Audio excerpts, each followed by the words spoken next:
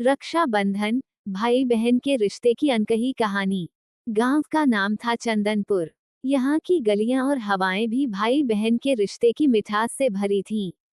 इसी गांव में रहते थे राधा और मोहन, जिन्हें गांव के लोग प्यार से चंदनपुर की जान कहते थे।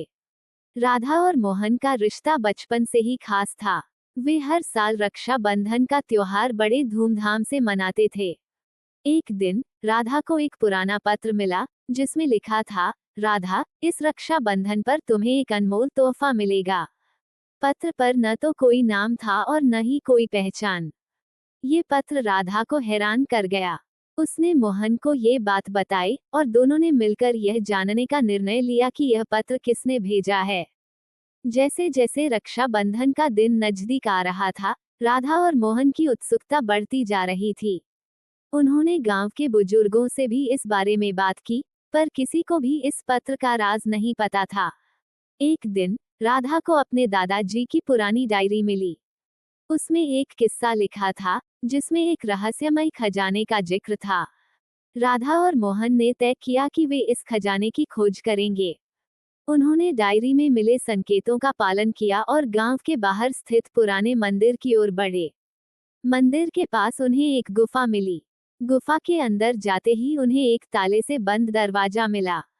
डायरी में लिखा था कि ताला खोलने के लिए भाई बहन को मिलकर एक मंत्र बोलना होगा।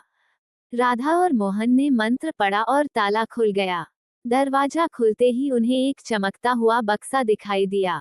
बक्से के अंदर एक सुंदर राखी और एक पत्र था। पत्र में लिखा था, ये राखी देवताओं द्वारा बनाई गई है और इसे बांधने से भाई बहन का रिश्ता अटूट हो जाएगा। राधा ने मोहन को राखी बांधी और मोहन ने वचन दिया कि वो हमेशा राधा की रक्षा करेगा। तभी वहां एक रोशनी प्रकट हुई और एक वृद्ध व्यक्ति प्रकट हुए। उन्होंने कहा, मैं तुम्हारे पूर्वज हूँ। ये खजाना तुम्हारे लिए ही था। इस राखी की शक्ति से तुम्हारा रिश्ता और भी मजबूत हो जाएगा।